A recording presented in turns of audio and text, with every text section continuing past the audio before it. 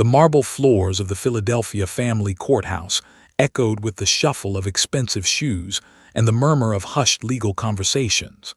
Sat on the hard wooden bench outside courtroom 6, her arm wrapped protectively around the small figure pressed against her side. 3-year-old Emma Carter clutched a worn gray rabbit, its fur matted from months of anxious holding, one ear hanging by a thread. The little girl's blue eyes stared vacantly at the patterns in the floor tiles, seeing nothing, feeling nothing, existing in a world that no one else could enter. 6 months. It had been 6 long months since that night, and Emma hadn't spoken a single word. Smoothed down the child's hair, carefully braided that morning in an attempt to make her look put together, cared for, loved. The floral dress was new, purchased specifically for today's custody hearing. Patent leather shoes that Emma had refused to wear until gently coaxed them on. Everything about the little girl appeared normal from the outside, a sweet toddler accompanying her foster mother to court. But anyone who looked into those empty eyes would see the truth. Emma Carter was broken in ways that no 3-year-old should ever be. "They'll call us soon, sweetheart," whispered, though she expected no response. She never did any more.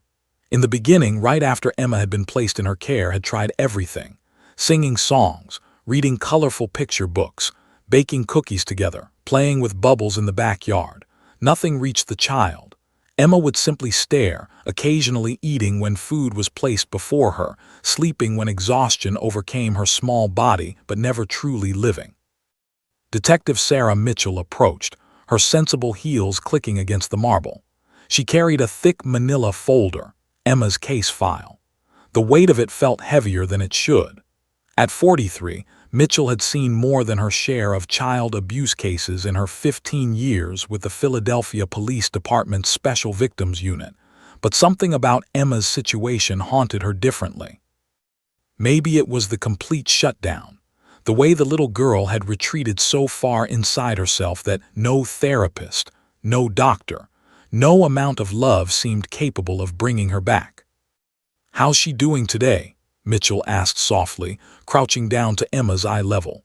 The detective knew better than to expect eye contact. Emma never looked at anyone directly anymore. "The same," replied, her voice tight with worry. "She ate half her breakfast this morning.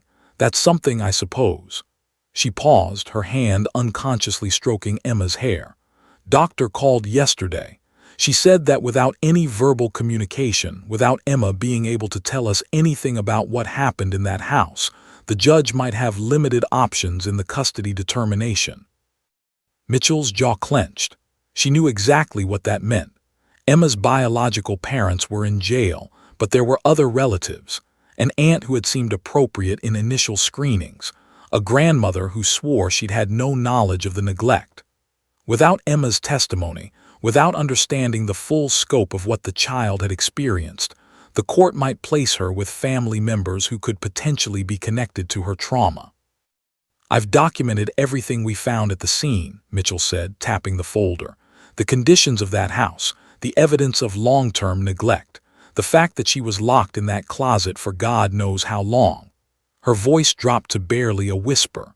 "But you and I both know that physical evidence only tells part of the story. We need to know what Emma knows. We need her to communicate somehow." His eyes filled with tears. "I've tried everything, detective, the play therapy, the art therapy. I bought her dolls thinking she might act out scenarios through play like the child psychologist suggested. Nothing. She just exists. It's like she's a ghost living in my house." She looked down at the little girl, her heart breaking. "I love her already. I want to adopt her, give her a real home, but if the court decides she should go to the grandmother in Pittsburgh." "We'll fight it," Mitchell said firmly, though doubt gnawed at her. Family courts preferred biological relatives when possible. Without evidence of direct harm from the extended family, without Emma being able to express fear or preference, the judge's hands might be tied.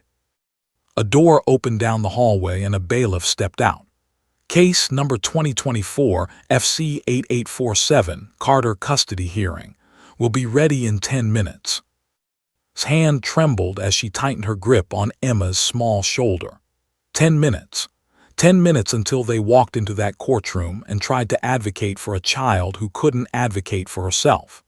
10 minutes until Judge Stevens would review the evidence, listen to the arguments, and make a decision that would determine Emma's entire future. Emma shifted slightly, adjusting her grip on the stuffed rabbit. Her lips moved, but no sound came out, just the phantom of words that had once existed. 6 months ago, according to the sparse records Mitchell had found, Emma had been a normal toddler, talkative even. Her provider, before Child Services had lost track of her, had described a bright, energetic child who sang songs and asked endless questions. That child was gone now, locked away somewhere deep inside this silent shell. Mitchell stood, preparing to gather her materials before entering the courtroom.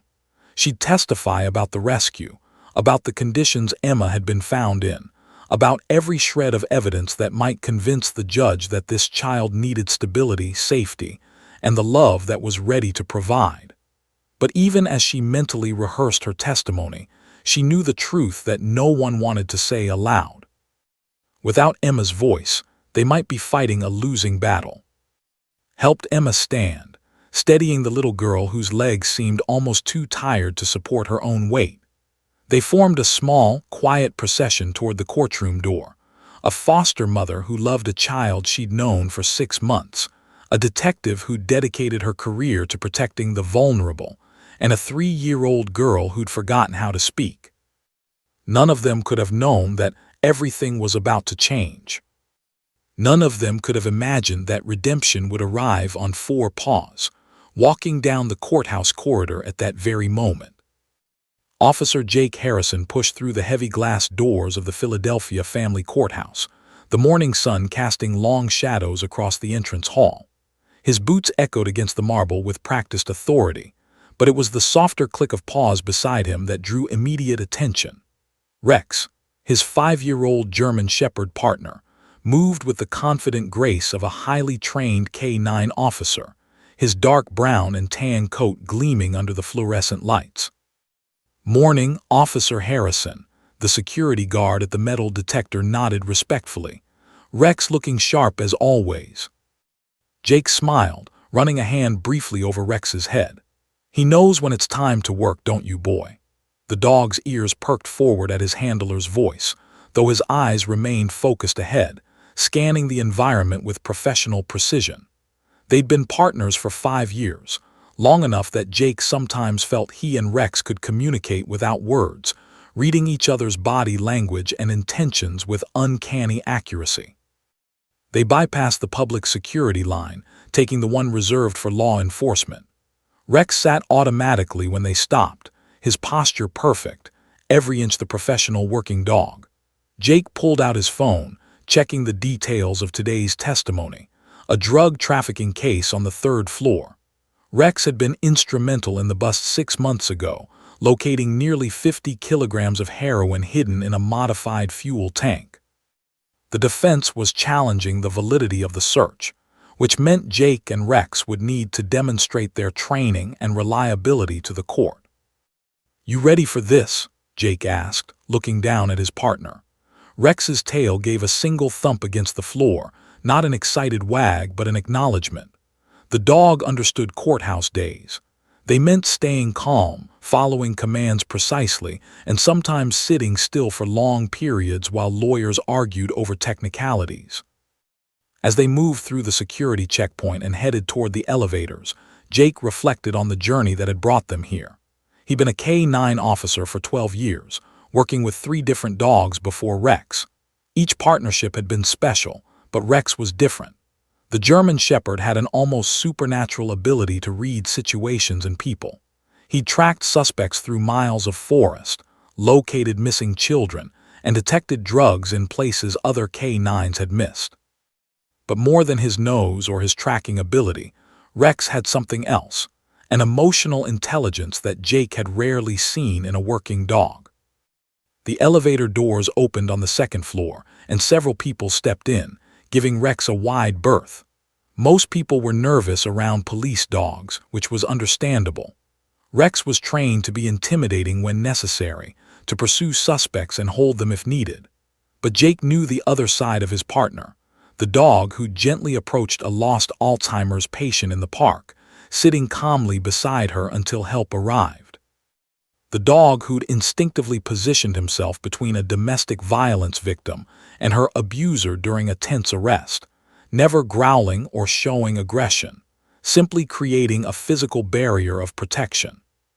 They exited on the third floor, but as Jake turned toward courtroom 3B, Rex stopped. Just stopped completely, his body going still in a way that immediately caught Jake's attention. "Rex, what is it, boy?" The dog's ears swiveled, one forward and one back, processing sounds that Jake's human hearing couldn't detect. Then Rex's nose lifted slightly, scenting the air. His tail, which had been still moments before, began to wag. Not the slow, measured movement of a dog simply content, but an excited, purposeful wag that Jake recognized as recognition. "You smell something?" Jake asked, checking the hallway. No visible drugs, no suspicious packages. They were in a courthouse, for crying out loud, surrounded by security. But Rex's training was impeccable. If something had caught his attention, there was a reason. Rex pulled slightly on the leash, not with the aggressive determination he showed when tracking a suspect, but with something else. Something gentler. His ears remained forward and a soft whine, barely audible, escaped his throat. Jake frowned, completely puzzled. In 5 years together, Rex had never broken protocol like this. The dog was acting as if he'd recognized someone, but that didn't make sense. They were in an unfamiliar courthouse, scheduled for a routine testimony. Unless... "Do you know someone here, boy?" Jake asked, studying his partner carefully. It wasn't impossible. Rex had been part of dozens of operations over the years. Maybe he remembered someone from a previous case, a victim they'd helped, another officer they'd worked with. The dog took another step forward, pulling gently but insistently toward the corridor that led to the family law courtrooms. His tail continued wagging, and his body language screamed recognition and, was that concern? Jake had learned to read Rex's moods like a book, and right now, his partner was exhibiting behavior he'd only seen a handful of times, when Rex had located missing persons, particularly children. Jake checked his watch. They had 20 minutes before their scheduled testimony. Part of him wanted to head straight to courtroom 3B, to review his notes one more time and prepare for what would likely be hours of tedious questioning. But another part, the part that had learned to trust Rex's instincts implicitly, knew that ignoring this behavior would be a mistake. "All right, partner," Jake said quietly, loosening his grip on the leash slightly. "Show me what you've got." Rex didn't need to be told twice. He moved down the corridor with purpose, his nose working, his ears alert, every part of his trained body focused on something only he could sense. Jake followed, one hand resting on Rex's back, feeling the tension in the dog's muscles. Whatever had caught Rex's attention, it was important. The dog's entire demeanor communicated urgency mixed with something Jake couldn't quite identify. Was it hope? They rounded a corner, passing courtroom 4, then courtroom 5. The hallway was crowded with families waiting for hearings, parents with lawyers, social workers with clipboards, children of various ages sitting quietly beside adults. Rex wove through the crowd politely but determinedly, heading toward courtroom 6. And then Jake saw them. A woman with kind eyes sitting on a bench. A detective he vaguely recognized from the courthouse circuit. And between them, a tiny girl in a floral dress, clutching a stuffed rabbit, staring at nothing with the emptiest eyes Jake had ever seen. Rex's tail wagged harder. A low, gentle whine emerged from his throat, not distress but recognition. The dog's entire body oriented toward that little girl, and suddenly Jake's mind raced backward through his memory banks, searching for the connection. Where had he seen that child before? And then it hit him, 6 months ago, the raid on Maple Street, the condemned house, the closet. "Oh my God," Jake whispered, his hand tightening on Rex's collar. "That's her. That's the little girl you found." Rex looked up at his handler. then back at Emma, his tail never stopping its rhythmic movement. In the dog's brown eyes, Jake saw something he'd witnessed countless times before, the unwavering determination of a K-9 officer who'd found exactly what he'd been searching for. Not drugs, not evidence, not a suspect, but someone who needed him. The bailiff's voice cut through the murmur of the crowded hallway like a blade. Case number 2024 FC 8847, Carter custody hearing. All parties, please prepare to enter the courtroom. Felt her stomach drop. This was it, the moment that would determine Emma's future. She stood slowly, her knees weak, and gently tugged on Emma's small hand. Come on, sweetheart, it's time. Emma remained seated for a moment, her grip tightening on the stuffed rabbit. Then mechanically, as she did everything these days, she rose to her feet. No emotion crossed her face. No fear. No hope. Nothing. Just the blank acceptance of a child who'd learned that resistance was pointless. Detective Mitchell gathered her files, exchanging a worried glance with. They'd been over the testimony a dozen times, but without Emma's voice, without her story, they were walking into that courtroom with one hand tied behind their backs. The grandmother's lawyer was good, very good, and he'd already filed motions arguing that Emma would thrive in a familiar family environment in Pittsburgh. Took the first step toward courtroom 6, Emma's hand in hers. The little girl shuffled forward obediently, her patent leather shoes making soft sounds against the marble. Other families parted to let them through, some glancing at the child with pity, others too absorbed in their own legal dramas to notice. They'd made it perhaps 5 steps when Emma suddenly stopped. Not the gradual, reluctant stop of a tired child, but an immediate, absolute freeze. Her entire body went rigid, as if someone had pressed pause on her existence.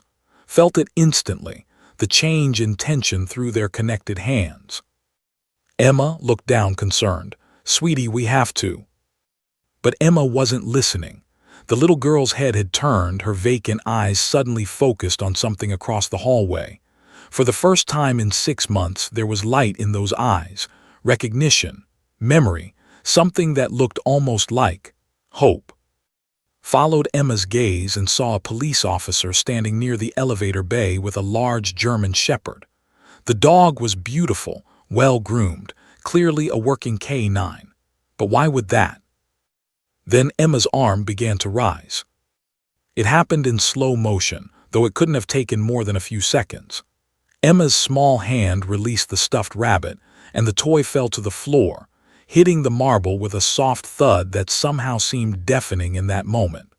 Her arm continued upward, shaking slightly, until her tiny finger extended, pointing directly at the police dog. Breath caught in her throat. Emma was pointing. Emma, who hadn't responded to anything in half a year, was actively engaging with the world. Emma, what is it? Do you know that dog? Detective Mitchell had been walking ahead but turned its shocked tone. She saw Emma pointing, saw the expression on the child's face, and her trained investigator's mind immediately began connecting dots. A police dog, Emma's reaction, the timing. Could it be? Emma took a step forward, pulling against his hand, not away from the courtroom but toward the dog. Her breathing had quickened, her chest rising and falling rapidly beneath the floral dress. The emptiness in her eyes was cracking, replaced by something fierce and desperate, a drowning person spotting a life preserver. The hallway began to notice. Conversations died mid-sentence. Lawyers paused their sidebar discussions. Social workers looked up from their phones. Everyone within 20 feet turned to watch the tiny girl in the pretty dress pointing at the police dog with an intensity that seemed to radiate from her small frame. That's, Detective Mitchell's voice was barely a whisper as she frantically pulled out her phone, scrolling through case files with trembling fingers. That's K-9 Unit 47, Officer Harrison and Rex. They were part of the rescue operation. Oh my God, Rex was the dog who found her. His hand flew to her mouth, the one who stayed with her in the closet. Yes, Mitchell's voice cracked with emotion. Emma was holding onto him when the paramedics arrived. She wouldn't let go. They had to have Officer Harrison carry both of them out together. Across the hallway, Jake Harrison had frozen in place, Rex now fully alert beside him. The dog had recognized Emma first, but now Jake understood. He remembered that night, the condemned house, the smell of rot and neglect, the darkness. He remembered opening that closet door and Rex immediately lying down, making himself small and approachable. He remembered the little girl crawling out of the shadows and wrapping her arms around Rex's neck, silent sobs shaking her tiny body. Emma took another step, then another. Moved with her, not restraining but supporting, her heart pounding. The little girl was moving with purpose now, with determination, her fingers still pointing as if afraid the dog might disappear if she looked away. "Good dog," Emma whispered. The words were so soft that almost didn't hear them. But she felt the vibration of sound through their connected hands, felt the miracle of Emma's vocal cords forming words after 6 months of silence. "What did you say, baby?" Knelt down, her eyes wide with shock and hope. Emma's eyes never left Rex. Her finger remained pointed, steady now instead of shaking. And then, louder this time, with a clarity that shattered the silence of the entire hallway. "Good dog, that's the good dog." Burst into tears. Detective Mitchell pressed her hand over her mouth, her own eyes flooding. The bailiff, who'd been about to call them into the courtroom again, stood frozen in the doorway. Other families in the hallway stared in stunned silence, sensing they were witnessing something extraordinary. Emma pulled harder on his hand, walking faster now, crossing the distance between herself and Rex. The little girl who hadn't shown emotion in months, who'd barely eaten, who'd become a ghost of herself, was suddenly alive again. Her chest heaved with emotion, her eyes bright with recognition and need. Jake Harrison made a split-second decision. He knelt down, one hand on Rex's collar, and looked at the approaching child. "Easy, Rex, gentle." But Rex needed no such instruction. The moment Emma was close enough, the dog's tail began wagging slowly, his ears soft, his entire posture screaming gentleness and welcome. He remembered her. Jake could see it in every line of Rex's body. The dog remembered finding this little girl in the dark, remembered her fear, remembered being her protector. Emma stopped 3 feet away, suddenly hesitant. Her finger lowered, and for a moment, Jake worried the connection might break, that whatever spell had awakened in the child might fade. But then Rex did something extraordinary. He took one careful step forward, closing the distance Emma couldn't, and gently pressed his nose against her small hand. Emma collapsed to her knees, her arms flying around Rex's neck, her face buried in his fur. And for the first time in 6 months, the little girl who'd forgotten how to feel began to cry, great, heaving sobs that shook her entire body. But these weren't tears of fear or pain.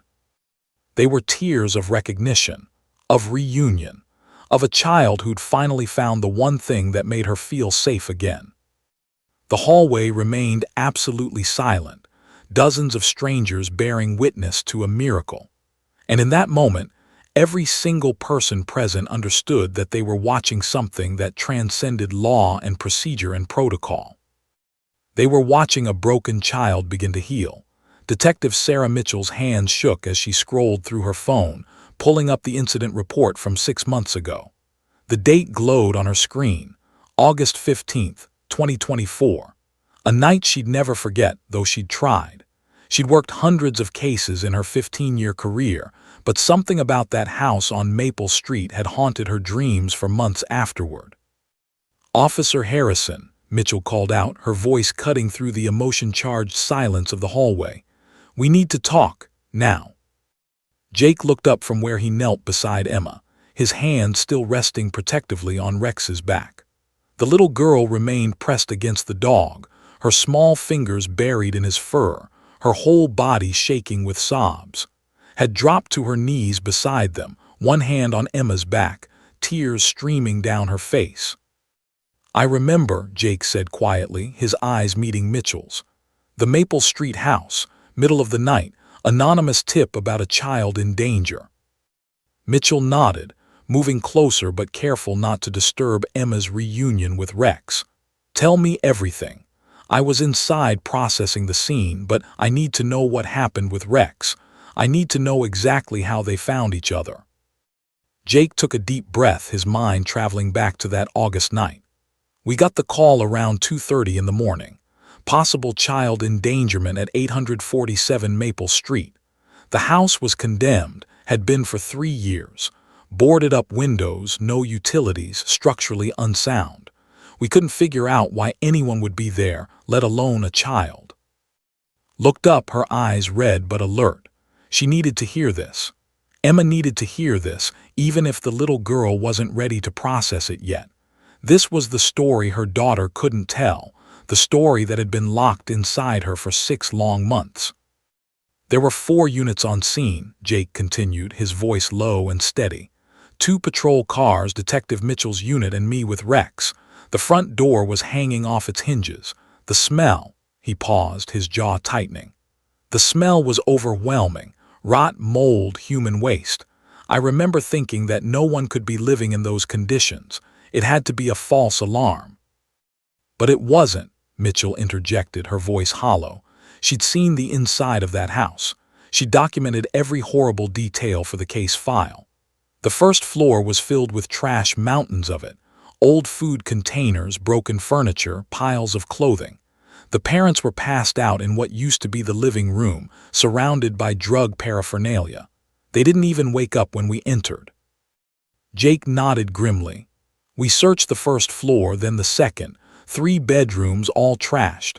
A bathroom with a collapsed ceiling. We were about to call it and just arrest the parents when Rex started alerting. Not his drug detection alert, this was different. He was tracking something. Emma's sobs had quieted to hiccups, but she didn't lift her face from Rex's fur. The dog remained perfectly still, his warm presence a solid anchor for the traumatized child. His tail gave occasional gentle wags, and he occasionally shifted to lick Emma's hand, as if reassuring her that he was real, that he remembered too. Rex led me to a hallway closet on the 2nd floor, Jake said, his voice growing thick with emotion. The door was closed, and at first glance it looked like just another closet in an abandoned house, but Rex sat down in front of it and whined. That whine, it's his alert for finding a person in distress. I'd heard it only twice before in our partnership. Mitchell pulled up photos on her phone, crime scene documentation she'd reviewed 1,000 times. The closet was 4 feet by 3 feet. No light. The door had been modified. A bolt had been installed on the outside. Made a small sound of horror, her hand tightening on Emma's shoulder. The little girl's breathing hitched, but she still didn't pull away from Rex. I called for backup before opening that door, Jake continued. I didn't know what I'd find. When I slid the bolt and pulled it open, it was pitch black inside. I shined my flashlight in and he had to stop, collecting himself. She was there. This tiny little thing pressed into the back corner. She was filthy, wearing nothing but a soiled diaper and a torn t-shirt. Her eyes were huge in her face, terrified but also empty, like she'd given up hope of anyone coming.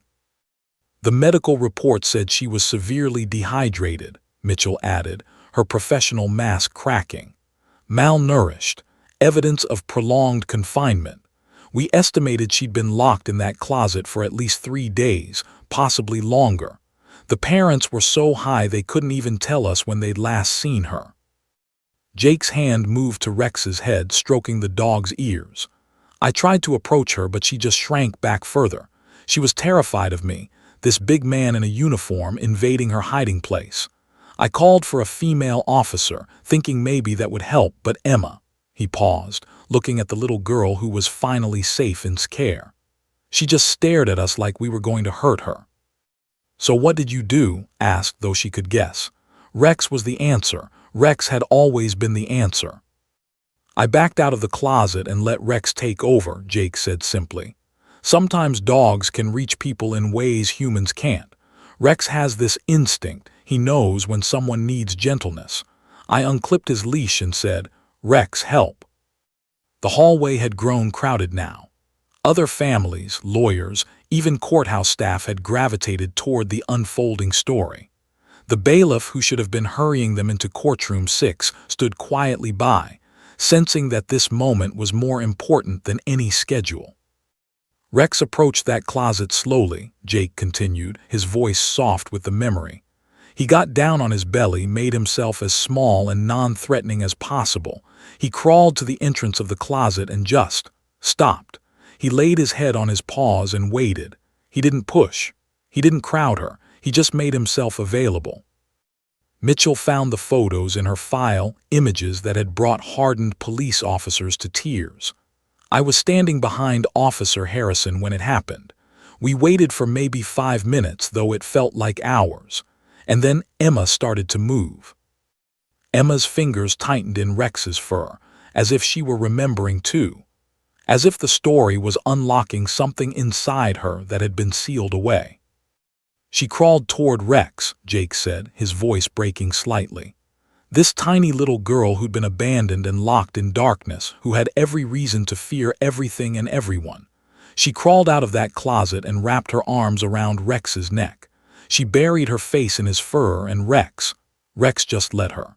He stayed perfectly still, giving her something solid to hold on to. That's when she started crying, Mitchell added. Not making any sound, but tears just streaming down her face. She held onto Rex for 20 minutes while we called paramedics, while we processed the scene, while we arrested her parents. She wouldn't let go. Was crying again, understanding now the depth of the bond between her foster daughter and this remarkable dog. How did you get her to the ambulance? I didn't, Jake admitted. I carried them both. Emma was holding Rex so tightly that we couldn't separate them, so I picked her up, still clinging to Rex, and Rex walked alongside me. We went down those stairs together, out of that house of horrors, into the ambulance. The paramedics had to work around Rex because Emma wouldn't release him. How long did she hold on to him? Asked. Until they got to Children's Hospital, Jake said. Almost 45 minutes total. And even then, when they finally convinced her to let go so they could examine her, she screamed. The only sound she made that entire night, a scream of pure terror when we had to separate her from Rex. Mitchell wiped her eyes. We had no idea she'd stop talking after that. Child Services took over, she went into the system, and the case moved forward. I've been checking on her progress through her caseworker, but... She looked at Emma, still pressed against Rex, breathing steadily now, calmer than she'd been in months. They told me she was nonverbal, diagnosed with severe PTSD. I never made the connection that losing Rex might have been part of her trauma. Jake looked down at Emma and Rex, understanding flooding through him. He saved her that night, and then we took him away from her. In her mind, we saved her just to abandon her all over again. Until now, whispered, hope blooming in her chest for the first time in months. Emma slowly lifted her head from Rex's fur. Her face was blotchy and wet with tears, her eyes red and swollen. But when she looked at Rex, really looked at him, there was recognition there. Memory, connection. And then, in a voice rusty from disuse but crystal clear in its meaning, Emma spoke. Rex stayed with me. In the dark, Rex stayed. Judge Stevens had been standing in the doorway of courtroom 6 for the past 10 minutes, watching the scene unfold in her hallway with a mixture of astonishment and recognition. At 62 years old, with 34 years on the bench, she'd presided over thousands of family court cases. She'd seen every variation of human tragedy and triumph, every possible configuration of broken families seeking resolution.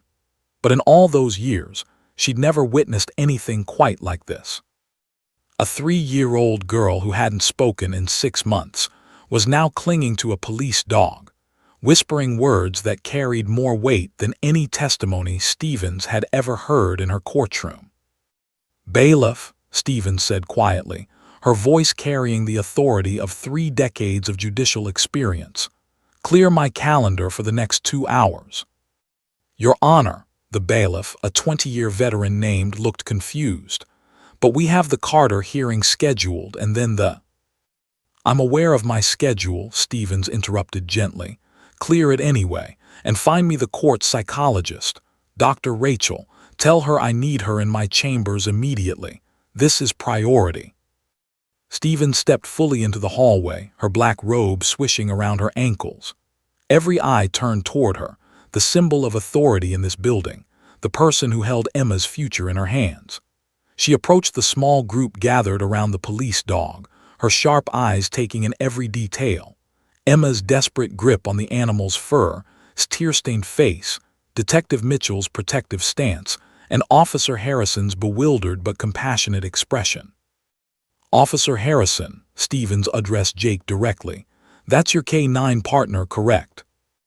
Jake stood immediately, straightening to attention. "Yes, Your Honor. K-9 Rex, Philadelphia Police Department, Unit 47. And this child, Emma Carter, you know her?" "Not personally, Your Honor, but Rex and I were part of the rescue operation 6 months ago. Rex was the one who found her in the closet." Stevens nodded slowly, her mind already working through the implications, the possibilities, and the potential obstacles. She looked at Emma, still kneeling on the courthouse floor, her small body pressed against Rex's side. The dog remained calm and steady, his brown eyes alert but gentle, his entire demeanor radiating patience and protection. "Ms. Stevens addressed, you're Emma's foster mother." "Yes, Your Honor," managed, her voice thick with emotion. "For 6 months now. She hasn't spoken a word until today. Not to me, not to therapists, not to anyone, but this dog." "I can see what this dog means to her," Stevens said softly. Then, louder, addressing the crowded hallway, "Everyone not directly involved in the Carter case, please disperse. This hallway needs to be cleared." There was a moment of hesitation. Then people began moving, reluctantly, many glancing back at Emma and Rex but recognizing the judge's authority. Within 2 minutes, the hallway had emptied except for the essential parties. Stevens made a decision that went against every protocol in her courthouse manual. "Officer Harrison, I need you and Rex to come to my chambers. Ms. Detective Mitchell, you too. When doctor arrives, bring her straight in." "Your Honor," a new voice interjected. Stevens turned to see Timothy, the attorney representing Emma's biological grandmother. He was in his 50s, expensive suit, calculating eyes. "With all due respect, we have a scheduled hearing. The respondent is waiting in the courtroom and this delay is highly irregular." "Mr. Stevens," said, her voice taking on the steel that had made her famous and sometimes infamous in Philadelphia legal circles. "A child who hasn't spoken in 6 months just spoke. I don't care about irregular. I care about that child's. You and your client will wait." "But Your Honor, bringing a dog into chambers during a custody evaluation, this could compromise the entire proceeding. I'll have grounds for appeal." Stevens stepped closer to, her eyes hardening.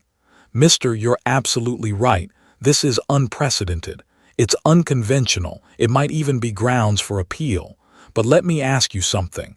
Do you see that little girl?" Glanced at Emma, then back at the judge. "Of course, but..." "She's 3 years old. She was locked in a closet and left to die. She's been psychologically trapped for 6 months, unable to process her trauma, unable to communicate her needs. And now, for the first time since her rescue, she's showing signs of emotional response. So yes, I'm going to bend some rules. I'm going to try something unconventional. Because sometimes, Mr. Justice isn't about following procedure. It's about doing what's right for the child standing in front of us." Opened his mouth, then closed it. He'd been practicing family law for 23 years, and he knew when he was beaten. Judge Stevens had a reputation for putting children first, even if it meant making decisions that raised eyebrows in the legal community. She'd been overturned on appeal exactly 3 times in 34 years, and 2 of those decisions had later been vindicated by higher courts. "Noted for the record, Your Honor," said stiffly, "my client and I will wait." Stevens turned back to Emma and the others. "We need to move this child out of the hallway. Officer Harrison, can Rex handle being in an office environment?" "Rex is trained for all environments, Your Honor," Jake assured her. He's been in courtrooms, hospitals, schools. He can handle it. Good, then everyone follow me. Gently touched Emma's shoulder. Sweetie, the judge wants us to go to her office. Can you walk with Rex? He'll come with us. Emma's head jerked up, panic flashing across her face. Her grip on Rex tightened and she shook her head violently. No, no leave Rex, no leave. The words were choppy, unpracticed but clear. Heart clenched at the terror in Emma's voice, the fear that she'd be separated from Rex again, just like she had been at the hospital. Jake knelt down beside Emma, his voice calm and reassuring. Emma, listen to me. Rex is going to walk with you. He's not going anywhere without you, okay? We're all going to the judge's office together. You, me, Rex, Ms., all of us. Rex won't leave you. Emma's frightened eyes searched Jake's face, looking for deception, for betrayal. She'd learned not to trust adults. Adults locked you in closets. Adults left you in the dark. Adults took away the only thing that made you feel safe. But Rex was still here. Rex's solid warmth pressed against her side. Rex's steady breathing calmed her racing heart. Rex, stay, Emma whispered, her voice breaking. Rex stays, Jake promised.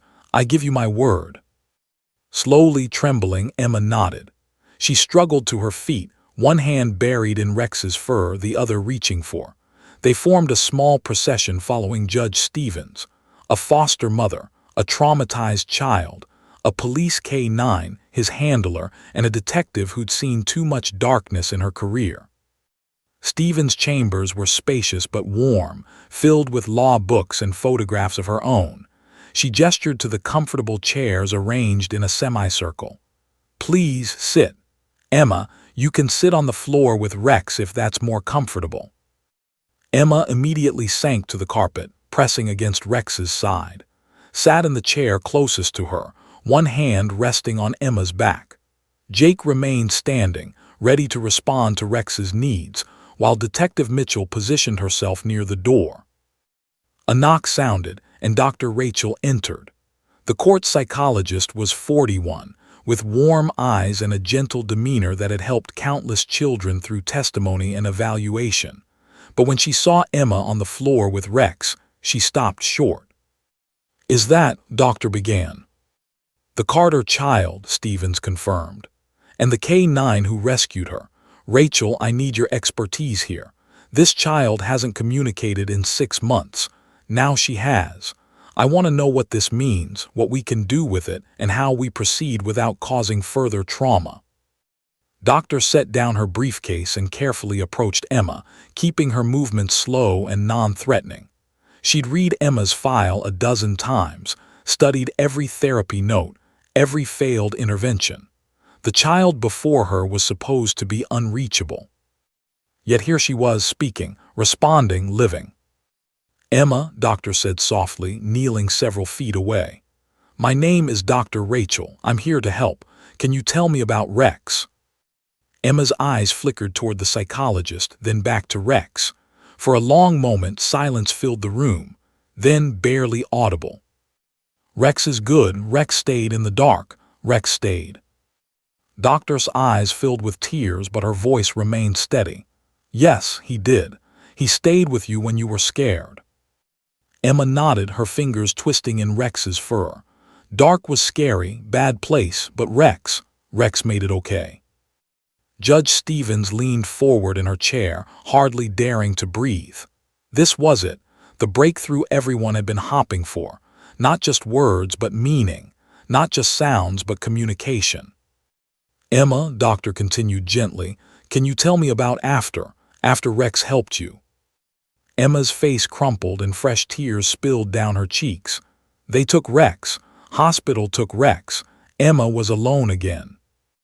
And there it was, the final piece of the puzzle. Emma hadn't just been traumatized by the closet, by the neglect, by the abuse. She'd been traumatized again when the very thing that made her feel safe had been taken away. Made a soft sound of understanding and grief. Detective Mitchell closed her eyes, cursing herself for not seeing it sooner. And Jake Harrison looked down at his partner, this remarkable dog who'd done his job, and had inadvertently become the key to unlocking a child's voice. Judge Stevens stood, her decision made. Here's what's going to happen.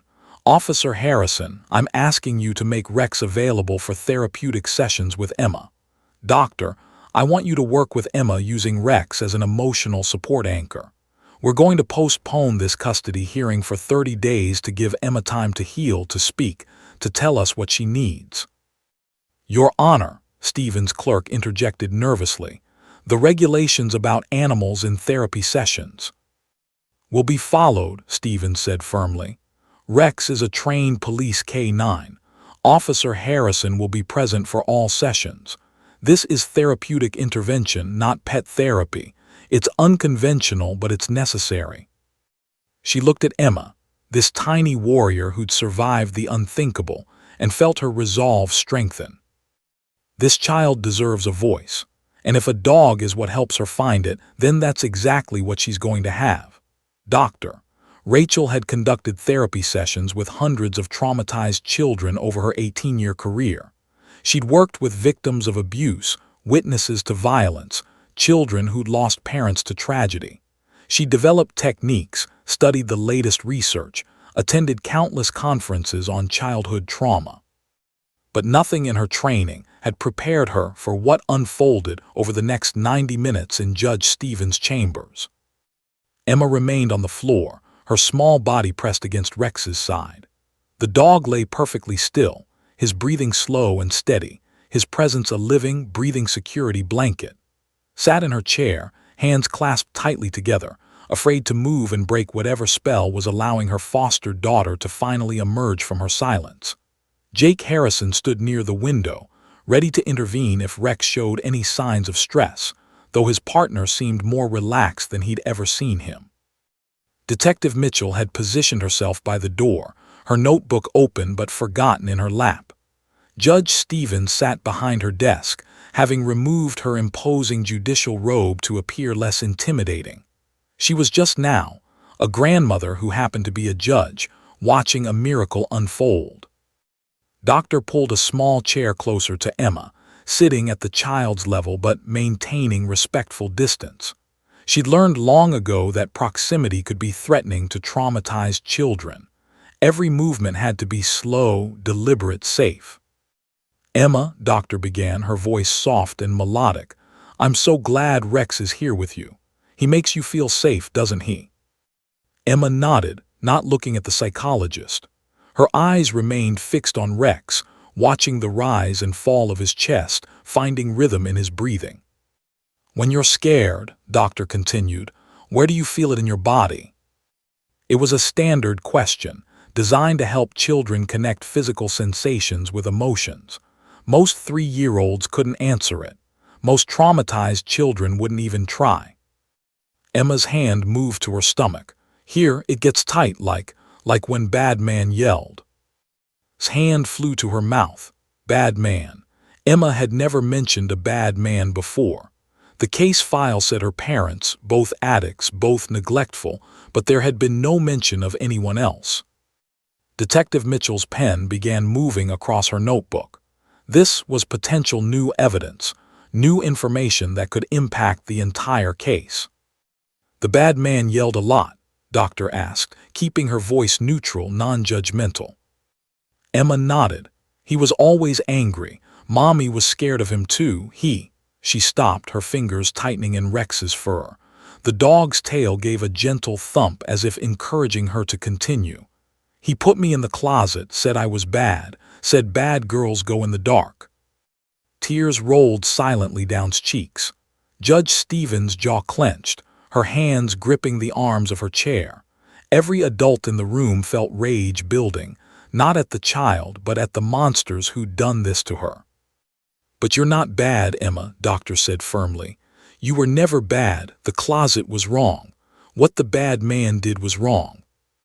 Emma looked up for the first time, her blue eyes meeting Doctor's. Rex didn't think I was bad. Rex came in the dark. Rex didn't leave me. No, he didn't, Doctor agreed, her voice thick with emotion. Rex knew you needed a friend. Tell me about when Rex first found you. Emma's face transformed, the terror fading slightly as she remembered. It was so dark, I couldn't see anything. I heard loud noises, people yelling, feet walking. I was scared they'd be mad at me. Then the door opened and she paused, burying her face in Rex's neck. Then Rex came. He was so big, but he made himself small. He laid down and looked at me with his nice eyes. Jake felt his throat tighten.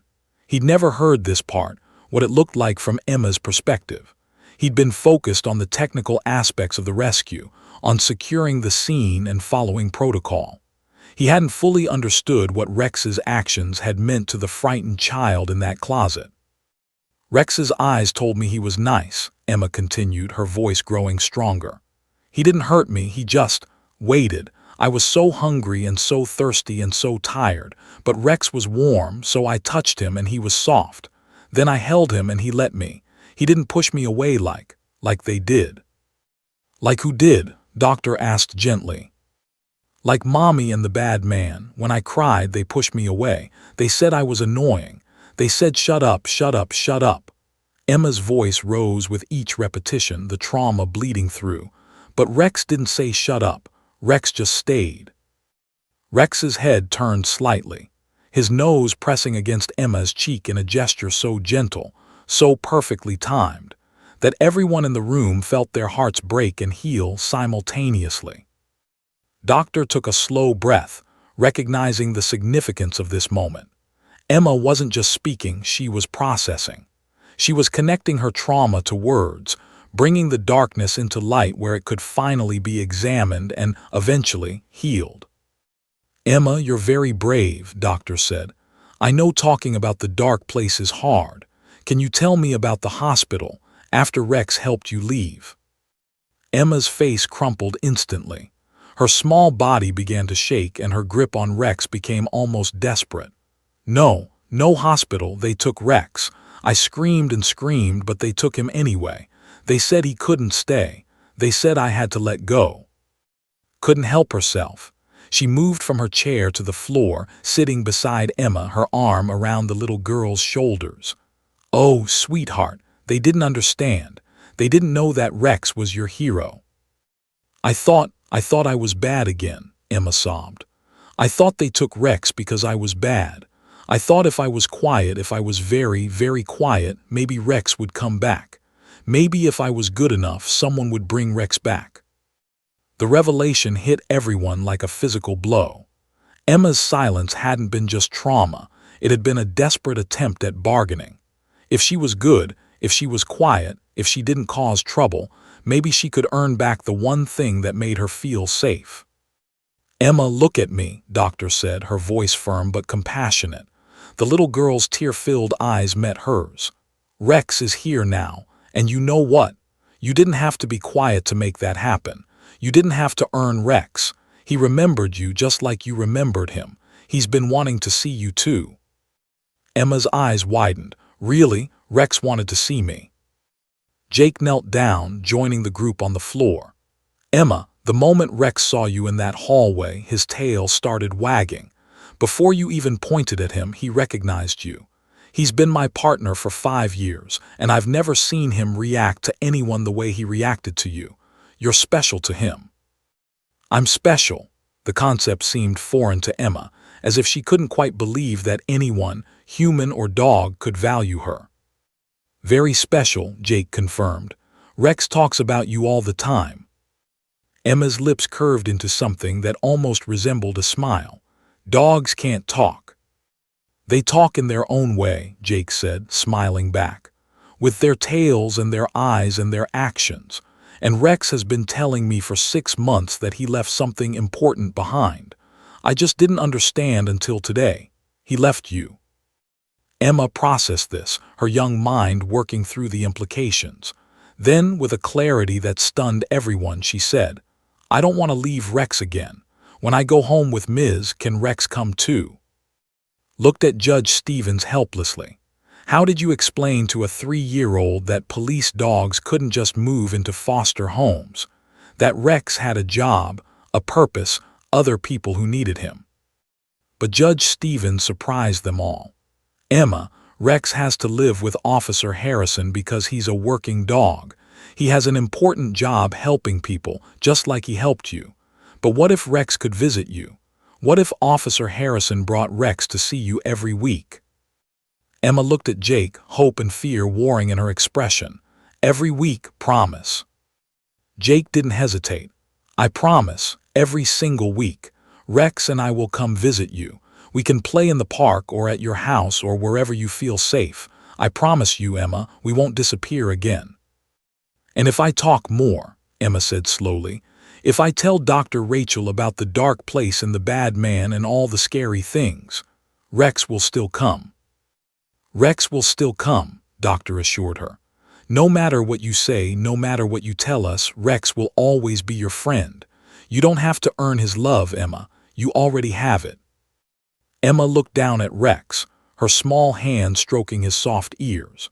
The dog's eyes were half closed in contentment, his tail giving occasional gentle wags.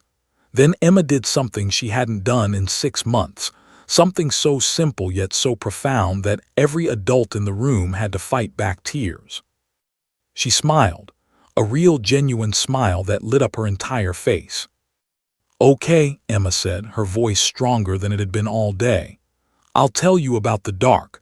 I'll tell you about the scary things, because Rex is here, and Rex makes the scary things not so scary anymore. Doctor pulled out her therapy notebook, her hands trembling slightly with the weight of what was happening. This was it, the breakthrough every therapist dreamed of achieving, not forced, not coerced, but natural, supported by the most unlikely therapeutic tool imaginable. A police dog who'd simply done his job, and in doing so, had saved a little girl twice over. 3 weeks passed like a transformation unfolding in slow motion. Every Tuesday and Thursday afternoon, Officer Jake Harrison arrived at modest 2-story home in northeast Philadelphia with Rex trotting beside him. The German Shepherd had become a fixture in the neighborhood, with children waving from their yards and parents stopping to admire the magnificent K9 officer. But Rex's attention was always focused on one thing, the little girl who waited for him on the front porch, her face lighting up the moment she spotted him. Dr. Rachel had converted sunlit living room into an informal therapy space. Toys scattered across the floor, dolls, building blocks, art supplies, all tools designed to help Emma process her trauma through play. But the most important therapeutic tool sat patiently beside Emma during every session, Rex, whose steady presence gave the little girl courage to explore the dark corners of her memory. Tell me about the day you learned your colors, Doctor said during their 6th session, her voice gentle and encouraging. It was a technique she developed, interspersing questions about trauma with questions about normal childhood experiences, helping Emma understand that her life contained more than just darkness. Emma sat cross-legged on the floor, one hand resting on Rex's back, her other hand moving a blue crayon across paper. She'd been drawing more lately, houses with big windows, suns with elaborate rays, and always, a large dog standing protectively beside a small figure. Mommy taught me, Emma said, her voice clearer now than it had been 3 weeks ago. Daily practice was strengthening her vocal cords, rebuilding neural pathways that trauma had tried to sever. Before the bad man came, she showed me red and blue and yellow. She said I was smart. You are smart, interjected from her chair, where she observed every session. She'd learned so much about her foster daughter in these weeks, fragments of a childhood that had started normal before darkness crept in. When did the bad man come? Doctor asked, her pen poised over her notebook. This was new information, details that hadn't been in any police report. Emma's hand stilled on Rex's back. The dog immediately shifted, pressing closer to her side, his warm presence a reminder that she was safe. After Daddy left, Mommy was sad. She cried a lot. Then the bad man came and said he'd take care of us. But he didn't take care, he just got angry. Jake Harrison, who'd been sitting quietly near the window, felt his jaw clench. The case file had mentioned Emma's father, a man named David Carter who disappeared 2 years ago, leaving his wife and daughter with nothing. Investigators had never located him. The mother had fallen deeper into drug addiction, and somewhere along the way, a boyfriend had entered the picture, a boyfriend whose name they still didn't know. "What did the bad man look like?" Detective Mitchell asked. She joined the last 3 sessions, carefully documenting everything Emma revealed. This was still an active investigation after all, and every detail mattered. Emma's eyes took on that distant look that everyone had learned to recognize, the look that meant she was remembering something difficult. Rex's head lifted, his nose pressing against Emma's cheek in gentle encouragement. "Tall," Emma whispered. "Really tall, with marks on his arms, pictures." She touched her own small arm, indicating tattoos, and scary eyes. When he was mad, his eyes got really scary. He yelled at Mommy, he threw things, and when I cried, her voice broke and tears began sliding down her cheeks. "It's okay, Emma," Doctor said softly. "You're safe now. Rex is here. Ms. is here. You can tell us." "When I cried, he said I was making too much noise. He said bad girls who make noise go in the closet, so he put me there and locked the door." Emma's small body began to shake. "It was dark for so long. I was so scared. I tried to be quiet. I tried so hard, but then I got so hungry and thirsty that I cried anyway. And nobody came. Not Mommy. Not anybody. Just darkness." Moved to the floor, pulling Emma into her arms while being careful not to separate her from Rex. "You never have to go in the dark again, baby. Never. I promise you." "The bad man," Detective Mitchell pressed gently, knowing this might be their only chance to get this information. "Did he have a name? Did your mommy call him something?"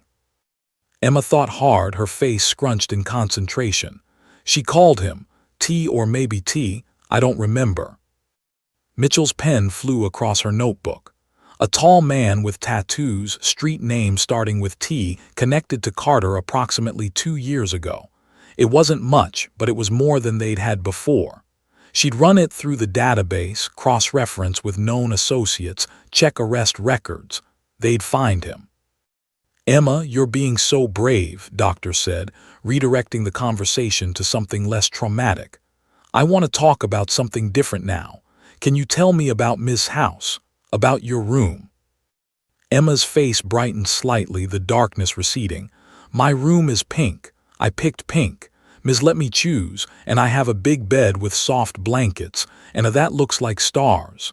She looked up with something that resembled wonder. "I never had stars before." "And you'll always have stars now," promised, kissing the top of Emma's head. "Every single night." "And Rex," Emma added, looking at the dog with absolute devotion. "Can Rex stay overnight, just one time?" Jake exchanged glances with Doctor, who gave a subtle nod. They discussed this possibility, whether an overnight visit might provide additional therapeutic benefit. Rex was technically an on-duty police K-9, which complicated matters, but Jake had already cleared it with his captain. For Emma, for this child who'd been through hell, exceptions could be made. "How about this weekend?" Jake offered. "Rex and I can stay for a sleepover on Saturday night. I'll bring his bed and he can sleep in your room. Would you like that?" Emma's eyes went wide with disbelief and joy. "Really? Really truly?" "Really truly," Jake confirmed, smiling at her excitement. "We can watch movies, eat popcorn, though Rex can only have a little bit, and in the morning we can make pancakes. I'll make my special chocolate chip pancakes," added, her heart swelling at the sight of Emma's happiness. This was the child she'd known must exist beneath the trauma, playful, hopeful, capable of joy. Over the following week, Emma's progress accelerated dramatically. She began attending a specialized preschool for children with trauma histories, where she slowly started interacting with other kids. She had nightmares still, probably would for years, but they were becoming less frequent. She ate regular meals, gained weight, and her pediatrician reported that her physical health was improving remarkably. But the real miracle was her voice. Emma talked now, not constantly, not without hesitation when difficult topics arose, but she talked. She asked questions. She expressed preferences. She said, "I love you" to before bed each night. She told jokes that didn't quite make sense but made everyone laugh anyway. And through it all, Rex was her anchor. On the days when fear threatened to overwhelm her, when memories of the closet made her want to retreat back into silence, she'd press her face into Rex's fur and breathe. Just breathe. And the panic would subside. Judge Stevens reviewed Doctor's progress reports with a satisfaction she rarely felt in family court. The transformation was documented, undeniable, remarkable. Emma Carter, who'd been written off as possibly permanently damaged, was healing. Not healed. That would take years of continued therapy, but healing. And when the custody hearing was finally reconvened on a gray Monday morning in late September, Stevens already knew what her ruling would be.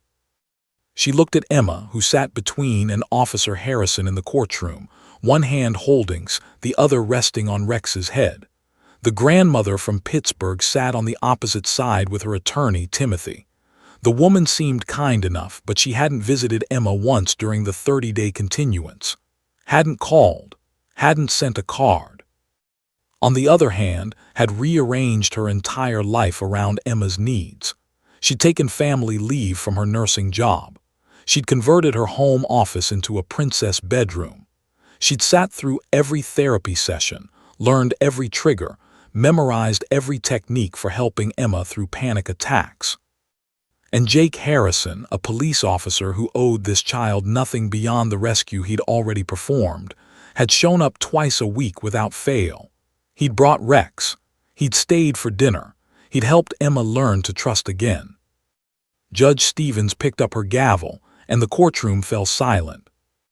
"I've reviewed all the evidence," she began, her voice carrying the weight of her decision. "I've read the psychological evaluations, the progress reports, and the home studies, and I've watched this child transform over the past 30 days. She looked directly at Emma. "Emma Carter, you are one of the bravest people I've ever met, and you deserve a home where you'll be loved, protected, and given every opportunity to heal." Emma's fingers tightened in Rex's fur, her heart pounding. Judge Stevens smiled. "It is the order of this court that Emma Carter be adopted by, effective immediately." Gavel's sound echoed through courtroom 6 like a bell announcing freedom. For a single, suspended moment, nobody moved, then let out a sob of pure joy, pulling Emma into her arms. The little girl, no longer a foster child but a daughter, clung to her new mother, tears streaming down both their faces. "You're mine now," whispered, her voice breaking with emotion. "Forever and ever, you're my daughter, Emma." "Forever?" Emma asked, her blue eyes searching space for any hint of deception, any possibility that this miracle might be taken away. "Forever," confirmed, pressing kisses to Emma's forehead. "Nobody can take you away. You're home, baby. You're finally home." Jake Harrison found himself wiping his eyes, not caring that he was in full uniform in a crowded courtroom.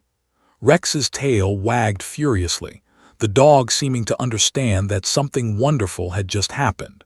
The German shepherd pressed closer to Emma, adding his own celebration to the moment. Judge Stevens smiled from the bench, satisfaction warming her chest. In 34 years of family court, she'd made thousands of decisions, but few felt as absolutely right as this one. "Ms., she corrected herself with a smile, "Mrs., you have a remarkable daughter. The court expects regular check-ins for the next 6 months, but I have no doubt that this placement will be successful." She looked at Officer Harrison. "Officer, the court would like to formally recognize both you and K9 Rex for your extraordinary service to this child. Your willingness to go above and beyond your duties has been instrumental in Emma's recovery. The Philadelphia Police Department should be very proud." Timothy, the grandmother's attorney, gathered his papers in silence. His client had left the courtroom the moment the ruling was announced, disappointed but not devastated. She'd admitted privately to that she'd felt obligated to step forward but hadn't truly bonded with the child. She'd have taken Emma out of duty, was taking her out of love. There was no comparison. Detective Sarah Mitchell approached the small family group, her professional mask finally cracking to reveal genuine happiness. "Congratulations, all of you. Emma, you know you can still call me if you need anything, right? Anytime." Emma nodded, suddenly shy. "Thank you for finding me. Thank you for bringing the police that night." "That's my job, sweetheart, but you did the hard work. You survived, you found your voice. You should be very proud of yourself."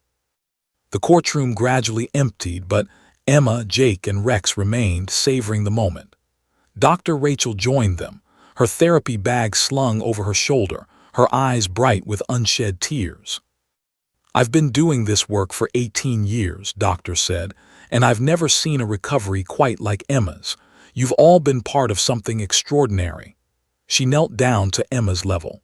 "I'm so proud of you, Emma. You're going to have an amazing life." "Will I still see you?" Emma asked, a flicker of worry crossing her face.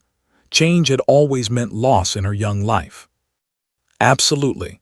We'll keep meeting every week just like we do now. I'm not going anywhere." Emma visibly relaxed, then turned to Jake with the question that had been burning in her mind. "And Rex?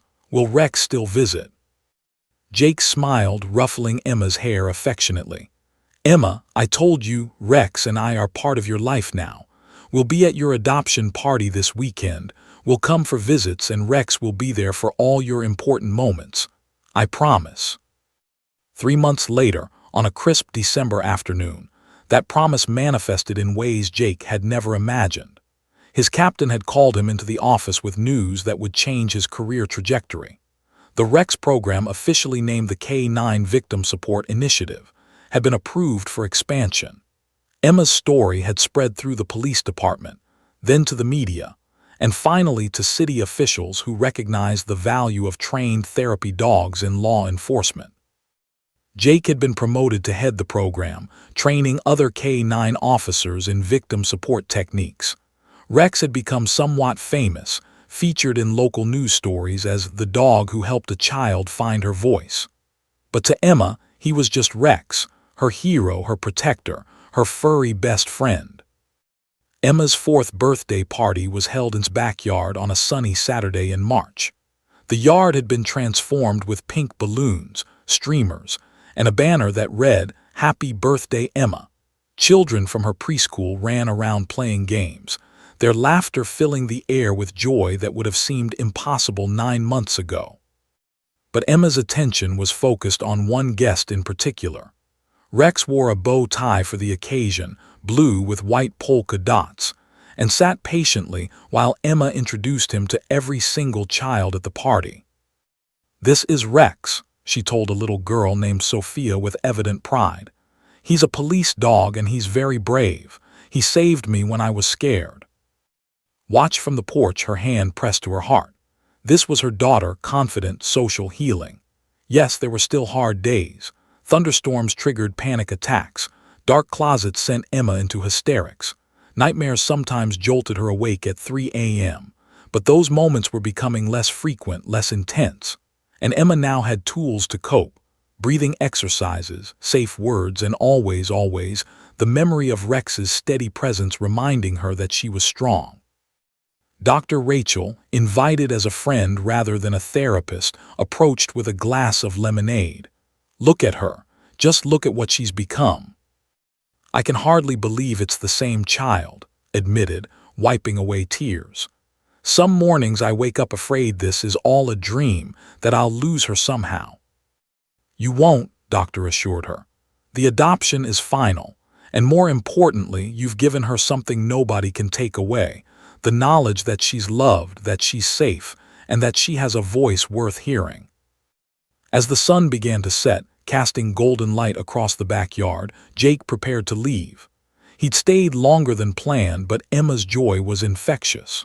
Rex, tired from hours of gentle play with excited children, rested on the grass, his eyes half closed in contentment. Emma ran to them, her new dress, chosen by herself, pink with sparkles swirling around her legs. "Do you have to go?" Rex has to work tomorrow, Jake explained, kneeling down to her level. But we'll see you on Tuesday just like always.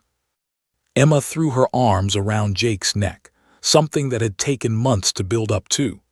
Physical affection with adult men had been terrifying at first, a reminder of the bad man who'd hurt her. But Jake's patience and kindness had gradually taught her that not all men were dangerous. "Thank you," Emma whispered. "Thank you for bringing Rex that night. Thank you for not giving up on me." Jake's throat tightened with emotion. "Emma, you never gave up on yourself. You held on in that closet. You held on through the silence. You're the bravest person I know." Emma pulled back, then hugged Rex, burying her face in the dog's fur one more time. "I love you, Rex. You're my best friend." Rex's tail thumped against the ground, his eyes soft with the gentle wisdom that only dogs possess. He'd done what K-9 officers do. He'd protected someone who needed protecting. He'd saved a life, not with his teeth or his strength, but with his presence, his patience, and his unconditional acceptance. As Jake and Rex walked to their patrol car, Emma stood on the porch between and Doctor, waving enthusiastically. The little girl who'd pointed at a police dog in a courthouse hallway 9 months ago, the silent, broken child who'd forgotten how to speak, was now laughing, calling out goodbyes, already planning their next visit. Wrapped her arm around Emma's shoulders, and Emma leaned into the embrace naturally, comfortably. This was home. This was family. This was safety. "Mama," Emma said, testing out the word she'd only recently started using, "can we have cake now?" "Yes, baby," replied, her heart swelling at the simple word, "Mama. We can have cake." Inside the house, surrounded by friends and love and birthday decorations, Emma, survivor, warrior, daughter, blew out 4 candles on a pink frosted cake. She closed her eyes and made a wish, though she would tell anyone who asked that her wish had already come true. She'd found her voice, she'd found her home, and she'd learned that even in the darkest closets, hope could arrive on 4 paws with a wagging tail and eyes that said, "You're not alone. I'm here. I'll stay." And Rex had stayed, not just for one night but forever, a guardian angel in fur, a hero who'd saved a little girl twice, once from darkness and once from silence. This was Emma's new beginning, and it was just the start of a beautiful life. The end.